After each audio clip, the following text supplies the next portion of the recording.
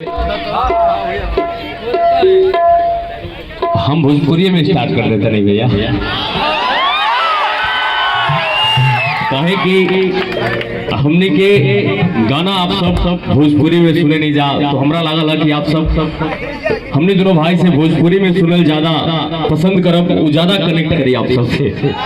तो सबसे पहले एजा उपस्थित सभी सब अतिथिगण गणमान्य व्यक्ति, आप सब भैया चाचा जितना लोग उपस्थित बानी, हमने दोनों भाई अंकुश राजा मंच के माध्यम से गोड़ छुके गोड़ लागत नहीं जाएगा, ताली बजा के आशीर्वाद दे देता।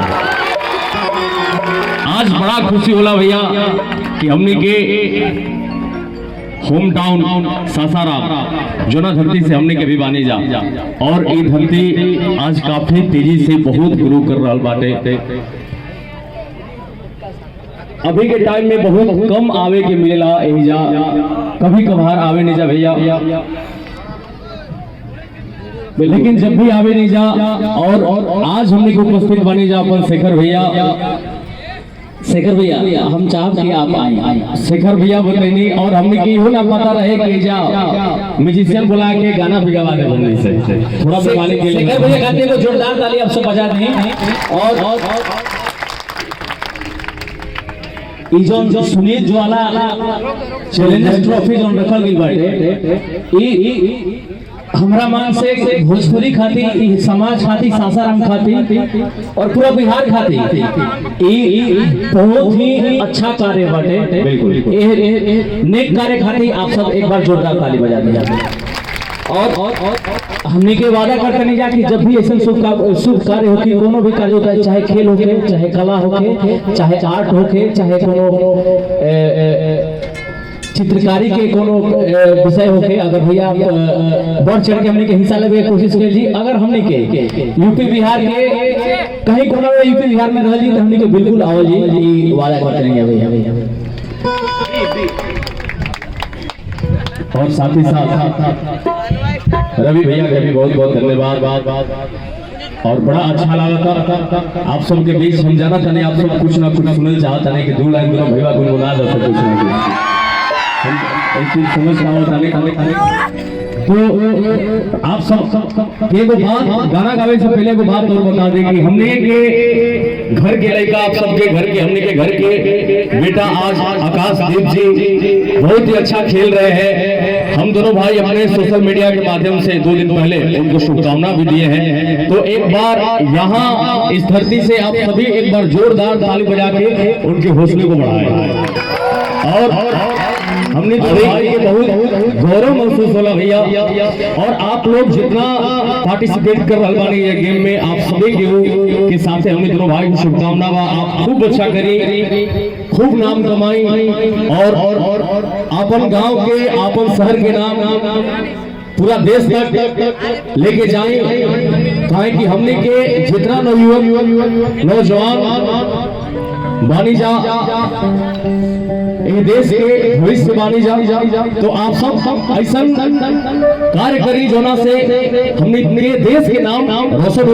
और कोनो भी काम बड़ छोट ना होखेला, बशर्ते दिल से करे के काम बाटे। अगर दिल से जब भी करी तो सक्सेस हमने के हाथ में बाटे। तो दिल से करी और खूब आगे बढ़ी आप सब, क्योंकि अभी तो चौका मारा है, छक्का अभी बाकी है, और ये तो आगाज है, अंजाम अभी बाकी है। और कल से क्रिकेट शुरू हो रहा है। हमने के इंडस्ट्री से भी भोजपुरी दबंग टीम बाटे हमने के, जोन की अभी दुबई में खेल रहा बाटे। और मनोज तिवारी भैया ओकर कैप्टन बाड़े। और जितना भी फिल्म इंडस्ट्री के लोग बाटे, तमिल, तेलुगु, बॉलीवुड, सब लोग पार्टिसिपेट कर रहा बाटे। और हमने के भोजपुरी टीम में बाटे, तो हमने के भी हिस्सा बनल जी अगले साल से। लेकिन सबसे बड़ी ये बात बाटे कि हमने के भोजपुरी आगे बढ़े, हमने के समाज आगे बढ़े, एकरा खातिर हमने के दिन रात प्रयास करने जा रहे हैं। 2 लाइन गुनगुनावल जावला तो किसी आप के लोग लाखों है दीवाने तेरे, लाखों है दीवाने, क्या है दिल की हालत मेरी, क्या है दिल की हालत मेरी, लाखों है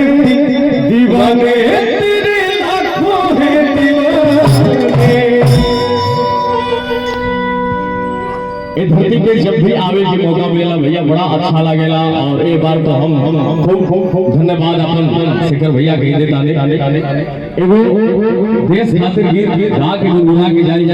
आपके बता दिया हम कि होली के शूटिंग में करने जब भैया, और होली के शूट में हमार लखनऊ में से थोड़ा जल्दी जाए के पड़े। आज खातिर आप सबसे क्षमा मांगा, लेकिन 2 लाइन तो सुनाइए। और जब क्रिकेट के बात बाटे तो क्रिकेट तो हमनी के एगो गाना बनेले वाली जा। लेकिन हमारा नहीं पता राजा भैया क्या बनेले वाली। अरे ऐसन सुघर बाबा घुमालस की गेंदा बाउंड्री के पार गई, कि ऐसन सुघर बाबा घुमालस गेंदा बाउंड्री के पार गई,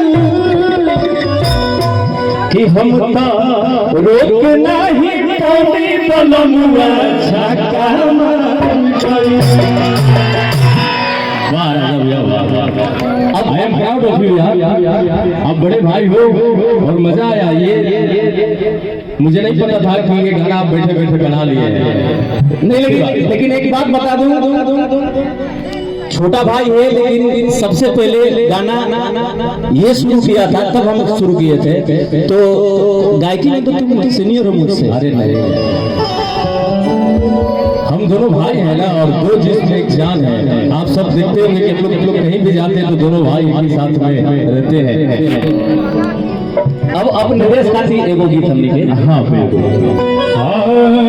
लेकिन उससे पहले राजा भैया कि मैंने प्यार किया चुप ही, अरे आज न पाओगे,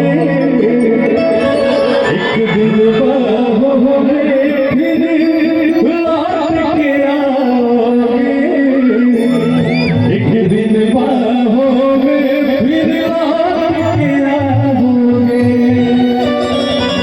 और खाली एगो गीत गाए भैया, माफ करो देश भक्ति गीत भैया।